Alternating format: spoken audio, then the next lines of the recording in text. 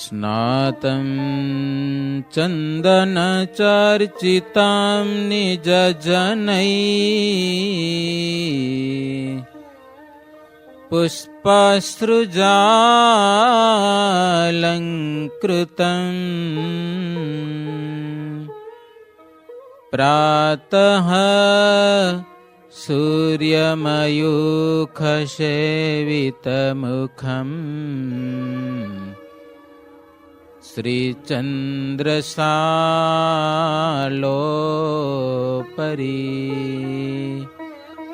धृत्वा रोटकमेकपाणितलके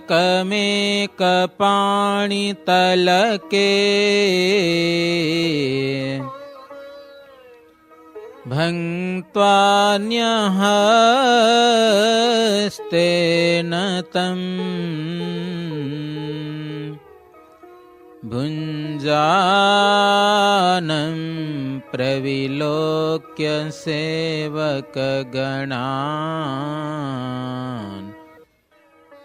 वन्दे सदा स्वामिनम्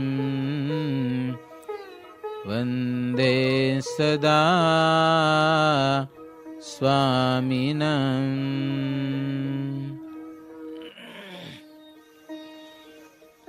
स्वामिनारायणो नीलकण्ठो नारायणो हरिः हरिकृष्णश्च सहजा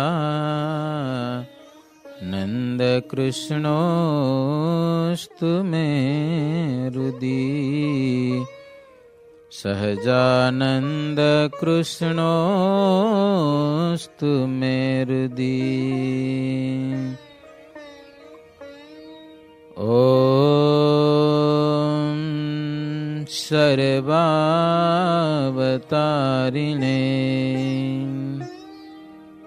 श्रीमदयक्षरब्रह्मधामाधिपतये नैकमुक्तमण्डलसेविताय इष्टदेवाय श्रीस्वामिनारायणाय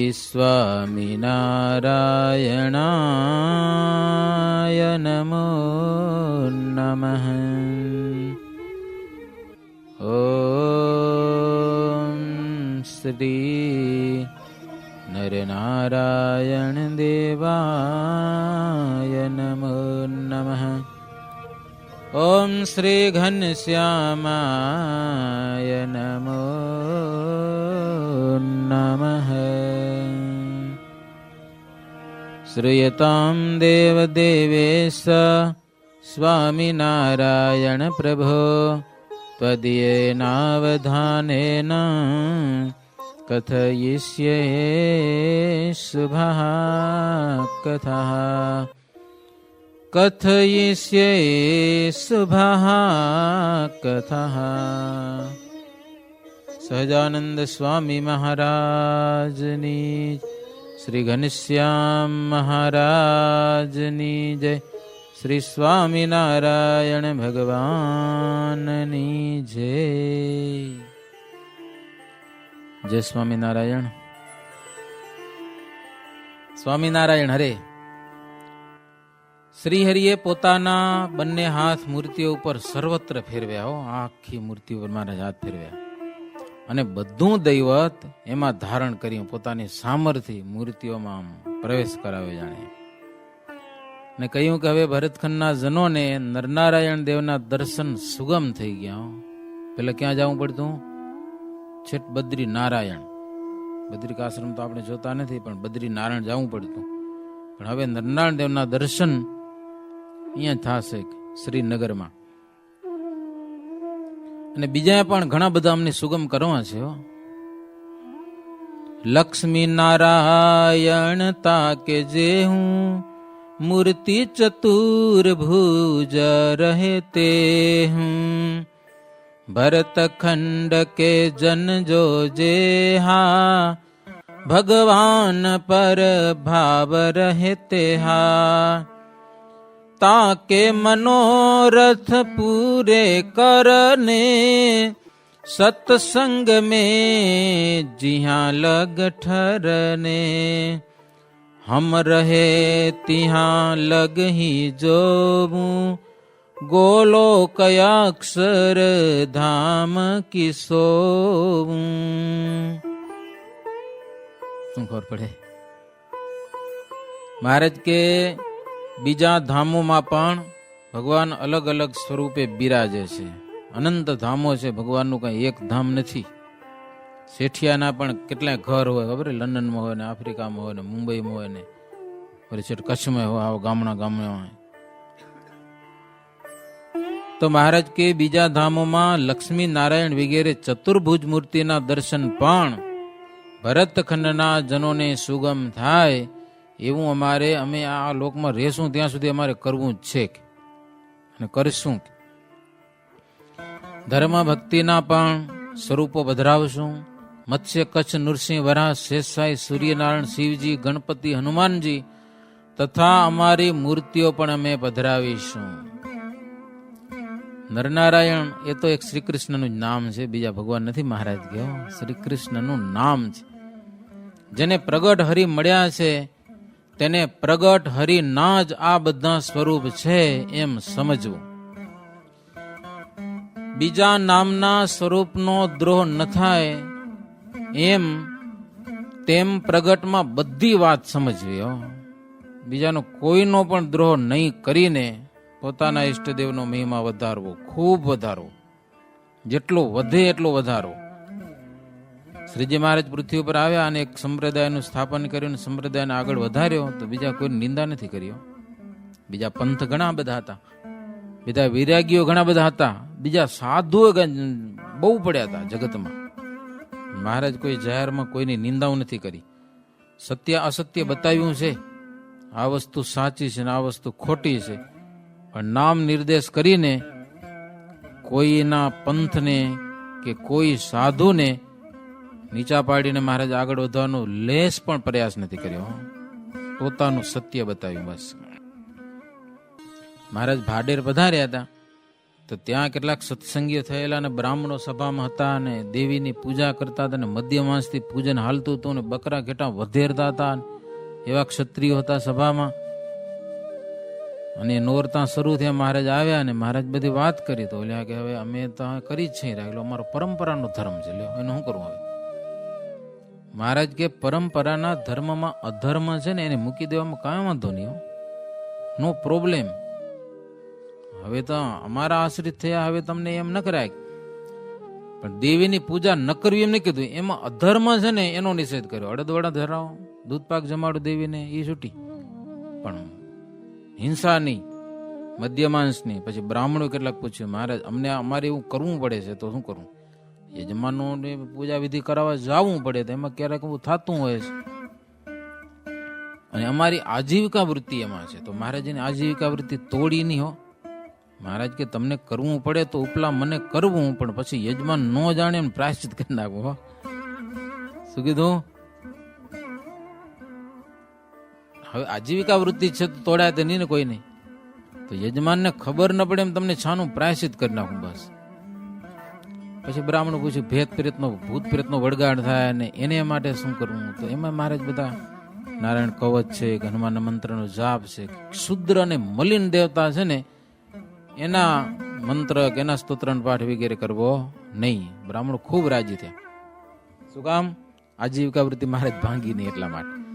તો મહારાજ કે પોતાને મળ્યું છે ભગવાનનું સ્વરૂપ, એમાં એવું તાન જોડવું, બધી વાત એવી સમજવી કે અન્ય ભગવાનના સ્વરૂપનો દ્રોહ કરીને નહીં. મૂર્ખજનો એમ સમજતા નથી અને ફાવે તેમ ખેંચે છે. શું કે મહારાજ? ફાવે તેમ ખેંચે છે. અમારા ભગવાન આમ ને અમારા ભગવાન, તમારા ભગવાન આમ, પાછા વળી એમ, અમારા આવા ને તમારા આવા, આ ઉપાધિઓ કરે છે, એને મૂર્ખ કહેવાય. અને મહારાજ કે ભગવાન એક હોવા છતાં અપાર મૂર્તિ ધારે છે, જેમાં જેવી સમજણ હોય તેમાં તેવી મોટપ આવે છે. ભગતને મોટપ, સામર્થ્ય, હિંમત, પાવર ભગવાન માંથી આવે. બધું ક્યાંથી આવે? ભગવાનમાંથી પાવર આવે, પાવર. અને આમ સામાન્ય હોય ને ભૂત દેખાય ને તો આમ માંદો થઈ જાય, તાવ આવી જાય. પણ ભગવાનનો ભગત હોય ને પાવર હોય ને ભગવાનનો, તો ભૂતની સામે થઈ જાય કે લ્યો, એટલો ફરક પડે. હા, એક પટેલ હતો ચૂડેલ વર્ગી હતી, સમજાય, રાતના એનું વ્રત ભંગ કરાવતો ચૂડેલ. લ્યો, હેરાન થઈ ગયો તો પટેલ, શું કરું હવે. પછી એક સત્સંગીનો યોગ થઈ ગયો. હું કઈ કેમ ગયો, સત્સંગી પૂછ્યું તો કે ચૂડેલ બહુ હેરાન કરે છે. તો તું માનતો તો એક ઉપાય બતાવું કે આપણા ગામમાં સ્વામિનારાયણ સંતો આવ્યા છે, એનો આશ્રય કર, કંઠી બાંધ. ચૂડેલ શું કરે લે, એને હશે ને મહિમા, હેરાન કરતી દરરોજ જો ચૂડેલ. પછી પટેલ આવ્યો સાધુ પાસે, કંઠી બાંધી, સંતો સત્સંગનો મહિમા સમજાયો, નિયમ ધર્મ બતાવ્યો, બધા આવી રીતે આપણે વર્તવાનું બસ. રાત્રે ચૂડેલ આવી ખરી, પણ 10 ફૂટ છેટી ઉભી થયો. એ કે ઓલી કંઠી કાઢી નાખે તો હું તારી પાસે. ઓલો હવે કંઠી કાઢું કે ધોકો લઈને વાહે દોડી. વિચાર કરો તમે, એક દિવસનો સત્સંગી ભગવાન પુરુષોત્તમ નારાયણને શરણે થયો અને કોન્ટેક્ટ લાગી ગયો પાવર નો. સમજા ને, પાવર હાઉસ સાથે કોન્ટેક્ટ લાગી પછી ગમે તમે લાઈટ હળગાવી ગયો, પણ કોન્ટેક્ટ કટ થઈ ગયો હોય તો, મેન સ્વિચ પડી ગઈ હોય તો, ગમે એટલા ઊંચા નીચા થાવ નહીં, લાઈટ ચાલુ થાય અને પાવર થઈ ગયો. ભગવાન પુરુષોત્તમ નારાયણ તેનો સંબંધ થયો અને ચૂડેલની વાહે ધોકો લઈને ભાગ્યો. તો ચૂડેલ ભાગી તો હજી નથી આવી. લ્યો, તો આ સામર્થ્ય ક્યાંથી મળે? મહારાજ કે ભગવાનના ભગતને જેવો ભગવાનનો મહિમા સમજે ને એવી એને સામર્થ્ય મળે છે. જેવી મોટપ સમજે એવી મોટપ એનામાં આવે છે. મહારાજ કે અમારા વચનને જેટલા હિતકારી માને છે તેટલો એમાં પ્રતાપ આવે છે. જો પાવર ભરાય છે. અમારા વચનને હિતકારી માનો એટલો એમાં પ્રતાપ આવે. કે પછી શ્રીજી મહારાજ આટલી વાર તો મંદિરમાં અને મૂર્તિઓ બધું જોયું, માણસો ઘણા બધા હતા, મહારાજના દર્શન કરવાની ઘણાની ઈચ્છા હતી. અને પછી શ્રીજી મહારાજ અગાસી ઉપર ચડ્યા. અગાસી ઉપર ઉભા રહીને એમ માનવ મેદની બધી ભક્તોને દર્શન આપ્યા. જેવા મહારાજ ઉપર ચડ્યા, મહારાજના દર્શન થયા, લય ભક્તો જય જયકારનો ધ્વનિ કરો.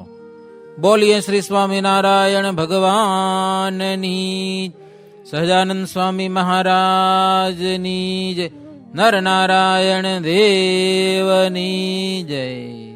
જય જયકાર કર્યો.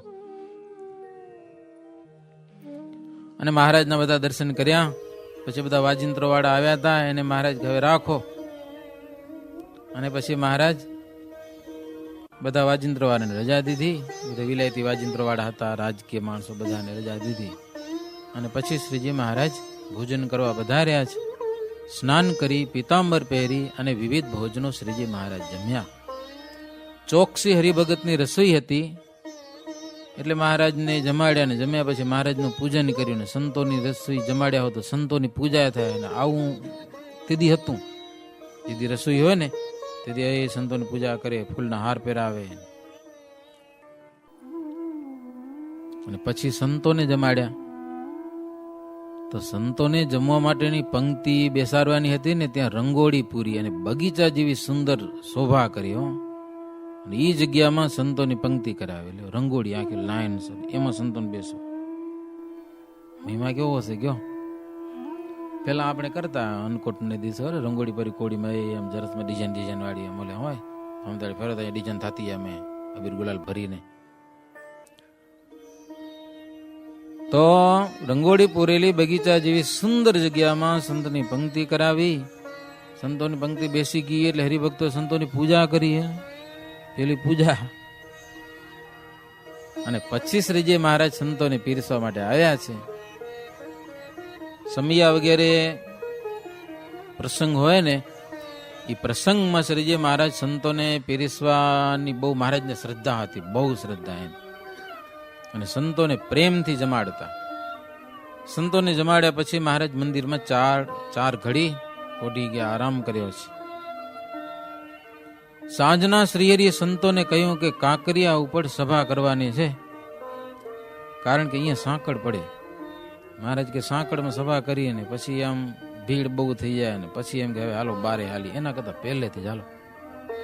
કાંકરિયાની દક્ષિણ પહાડ ઉપર આપણે સભા કરવાની છે. સાંજની સભા, સંધ્યા આરતી, ગોળી વગેરેના નિયમો બધા.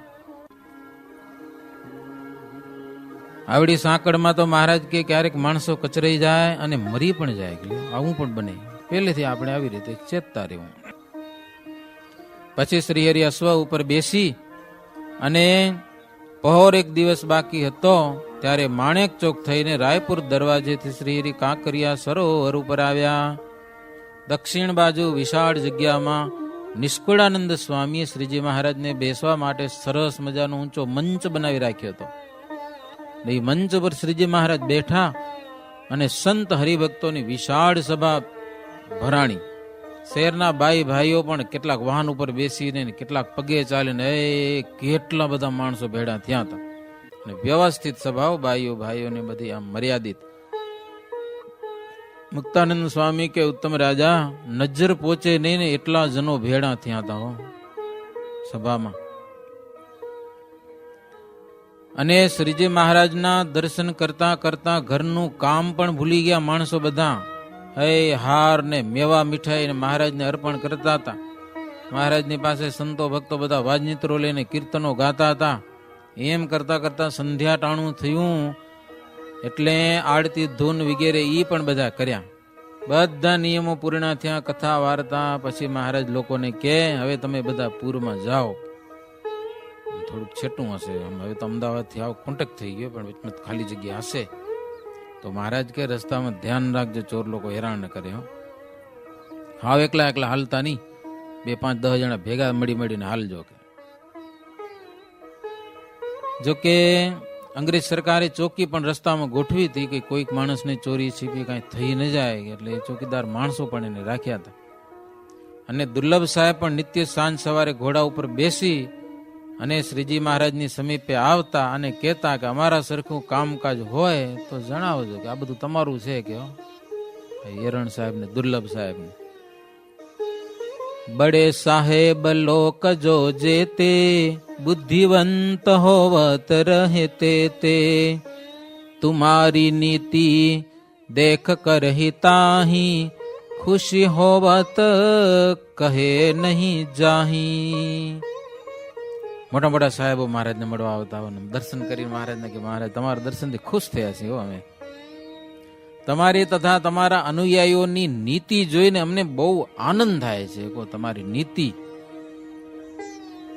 અને તમારા દ્વેષી લોકો છે ને એ વ્યભિચાર વગેરે અનીતિમાં વર્તતા છે. ઉપરથી ભક્તિ બહુ કરે, ભજન ભક્તિ બહુ કરે, પણ મારે કાંઈ ઠેકાણું નહીં. એમ એ સરકારને બધી ખબર પાછી હો. આમ ભક્તિ કરે બહારથી અને માય વ્યભિચાર વગેરે કર્મ કરે. એ તો હાથી ગંગામાં નાઈ અને પછી ધૂળ નાખે ને એને જેવું કહેવાય. આ બધા મોટા મોટા સાહેબો કે શેકીને દાણા વાવે ને એને જેવું કહેવાય. કે એક બાજુથી ભક્તિ કરવાની અને બીજી બાજુથી આવું ચાલુ. શેકીને અનાજ વાવે તો ઉગે દાણા. એવી મહારાજની વાતો કરતા અવારનવાર આવીને પછી સંઘને ફરતો આંટો મારી અને બધી ચોકીદારોને ચેતવણી આપી અને મુકામે જતા. દુર્લભ સાહેબ ખાસ આટલું કામ દરરોજ કરતા. અને દરરોજ એકવાર મંદિરમાં સંતોની રસોઈ થતી હોય ત્યાં આંટો મારે અને સંતોને કે કાંઈ પણ જોતું કરતું હતું વિના સંકોચે કહેજો. હા, સરકારમાંથી તમને જે જોશે મળી જશે. એટલે સંતો પણ બધા રાજી. આટલો બધો વિવેક દુર્લભ સાહેબને. મુક્તાનંદ સ્વામી કે આ રીતે દુર્લભ સાહેબ, આમાં દુલાબ સાહેબ લખ્યું, દુલાબ સાહેબ જ્યાં સુધી શ્રીહરિ રહ્યા ને ત્યાં સુધી દરરોજ નવી નવી વાતો મહારાજની આગળ આવીને કરતા અને સુખ સમાચાર પૂછી અને પછી ઘોડા ઉપર બેસી અને ઘરે જતા. એમ કરતા કરતા 13ને દિવસે નથુ ભટ્ટે શ્રીહરિ તથા સંતોને મોતિયા જલેબીની રસોઈ જમાડી. નથુ ભટ્ટે, નથુભાઈ મહારાજ બધાને જમાડીને કાંકરિયા આવીને સભા કરી. ઈ સભામાં આનંદ સ્વામી મહારાજને નવો શણગાર પહેરાવ્યો. નર નારાયણ સ્વામિનારાયણ, નર નારાયણ સ્વામિનારાયણ એવા વાઘા અને ડગલી શહેરના કારીગરો પાસે આનંદ સ્વામીએ ઈ બનાવ્યા હતા અને મહારાજને શરૂઆત અને ડગલી મહારાજને ધારણ કરાવ્યા. ત્યારે શ્રીજી મહારાજની મૂર્તિ અલૌકિક શોભી રહેલી હતી. ગોલોકમાં રહેલી મૂર્તિ સમાન અતિશય મહારાજ શોભતા હતા એવું લખ્યું. સંતો કીર્તન ગાતા હતા સંધ્યા વખતે આરતી ધૂન થઈ, કીર્તન અને ભગવદ્ વાર્તા નિત્ય નિયમ થતી દરરોજ, જેને સાંભળીને લોકોના અંતર શુદ્ધ થઈ જતા હો, એવી વાતો થતી સભામાં. પાપ બળી જાય, પાપ. મુક્તાનંદ સ્વામી કે જે પાપ ચાંદ્રાયણ વગેરે વ્રત કરવાથી ન બળે એવા મહાપાપો પણ આવી વાતથી બળી જતા હતા અને લોકોના મનોરથ બધા પૂર્ણ થઈ જતા. વાતથી આટલું કામ થાય છે. ચાંદ્રાયણ વ્રત એટલે મહિનાનું વ્રત આવ્યો. એક મહિનો સુધી 8 કોળિયા ખાવાના, એને શિશુ ચાંદ્રાયણ કહેવાય. 4 કોળિયા હવારે અને 4 કોળિયા હાંજે, 2 ટાઈમ કરી શકો, અને 8 કોળિયા ખાવ તોય હાલે. અને પછી પીપીલિકા ચાંદ્રાયણ આવે. કીડી જો વચમાં પાતરી હોય ને સાઈડમાં જાડી હોય એવું હોય ને, તો પૂનમથી વ્રત શરૂ થાય. પૂનમને દિવસે 15 કોળિયા આપે, 14 કોળિયા આપે, કરતા કરતા વચમાં 0 થઈ જાય. અમાસ આવે ને, વળી 1 કોળિયો, એક દિવસનો 1 કોળિયો, બીજે દિવસે 2 કોળિયા, ત્રીજો 3 કોળિયા, એમ કરતા 15 પહોંચે ને એ અમાસના દિવસે, એટલે વ્રત થવું. બધા મળીને લગભગ 240 કોળિયા થવા જોઈએ મહિનામાં. આપણે તો એક દિન ખાઈ જતા હશે. હે, એને ચાંદ્રાયણ વ્રત કહેવાય. ઘણી જાતના ચાંદ્રાયણ છે. પીપીલિકા ચાંદ્રાયણ અને જવ ચાંદ્રાયણ. જવમાં વળી જવ સાઈડમાં પાત્રો હોય તો પૂનમથી શરૂ કરાય એટલે 1 કોળિયો, 2 કોળિયા, અમાસને દિવસે પછી 15 કોળિયા ખાવાનું, વધી ઘટતું.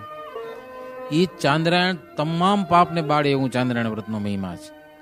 પણ એના કરતા પણ સ્થિર મને ભગવાનની આવી અદભુત વાર્તા સાંભળવી ને, એ બધા પાપને બાળીને ભસ્મ કરી નાખે છે.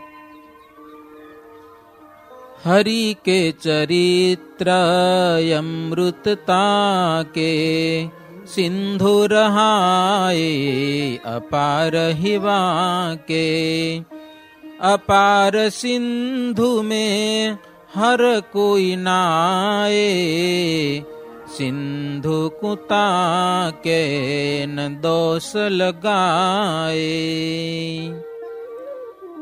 મુક્તાનંદ સ્વામી કે ભગવાનના ચરિત્રો અમૃતના સાગરની સમાન અગાધ છે, અગાધ. આવો નાવો, બસ જેને નાવું હોય નાવો. સિંધુને કોઈ દોષ નથી છે. ગમે એવો માણસ નાઈ જાય તો સમુદ્રને શું પાપ લાગે? કાંઈ નથી લાગતું. એમ ભગવાન શ્રીહરિના ચરિત્રો સાગરની સમાન છે. આવો સ્નાન કરો. 14ને દિવસે પહોર દિવસ ચઢ્યો ત્યારે ચોપદાર શ્રીહરિને બોલાવવા માટે આવ્યા કે મહારાજ હાલો, દુલાબ સાહેબને મહેલે પધરામણી કરવી છે. લે ભાવ જાગ્યો, બંગલામાં પધરામણી કરવી છે. મહારાજ બધા સંતોને કીધું હાલો પધરામણી કરવી છે. પછી તો મુક્તાનંદ સ્વામી વગેરે એને માટે ગાડીઓ મોકલી હતી. ભાવ બહુ ને, એ બધા ગાડીઓમાંથી બેઠા સંતો. રાયપુર દરવાજેને માર્ગે ચાલ્યા. માણેક ચોક આવ્યો ત્યાં તો અપાર જનો ઉભા હતા. ત્યાંથી મહારાજ દુલાબ સાહેબે રાજદ્વારમાં દુલાબ સાહેબને બંગલે પધાર્યા મહારાજ. અને ત્યાં જઈને અશ્વ ઉપરથી મહારાજ ઉતર્યા. ભદ્રમાં ઓલો શું સુબો ભદ્રમાં પધરામણી કરાવી, ટેલના ટાંકામાં નાખી દેવા હતા. એ જ જગ્યા એ લોકો કવર કરી લીધી બધી. તેથી મહારાજની પધરામણી હતી, પણ એ કપટ પધરામણી હતી, આ ભાવથી પધરામણી હતી. આટલો ફરક. ત્યાં મહારાજ જઈ ઘોડા ઉપરથી નીચે ઉતર્યા. ભદ્રમાં મહારાજ ઉભા રહ્યા. કચેરીને બંગલે સાહેબ હતા. તે શ્રીહરિ મહારાજ પધાર્યા એમ ખબર પડી, તરત શ્રીજી મહારાજને સન્મુખ આવ્યા છે અને મહારાજનો હાથ પોતાના હાથમાં પકડી અને સાથેના સંતો ભક્તો ઘણા બધા હતા, પણ હવે બંગલામાં બધાને લઈ જવા નહીં ને, સમજ્યા ને. રાજા કે આવડા બધા તો માણસો માસે નહીં કે પધરામણીની મજા નહીં આવે. એટલે મહારાજને કે મોટા મોટા માણસો હોય તમારા ખાસ એને લ્યો અંગત હો. એટલે આમાં નામ લખ્યા. એક તો દાદા ખાચર, જીવા ખાચર, અલિયા ખાચર, સોમલા ખાચર, સુરા વસ્તા, એ બધા કાઠી ભક્તો તથા ઝીણાભાઈ, ભગુજી, આટલા બધા ભક્તોને લીધા. બાકી સંતોને કે બધાને છૂટી. મોટો બંગલો હતો, સંતો હતા ને આવ્યા હતા મહારાજની સાથે. એ બધા સંતોને આવવા દીધા. બંગલે કે માલયે ઉપરી જે હું શ્રી હરિ કુલે ચલે હું તે હું સ્વચ્છ જગે તે રહે અપારા इंद्र के भुवन हूँ से उजारा,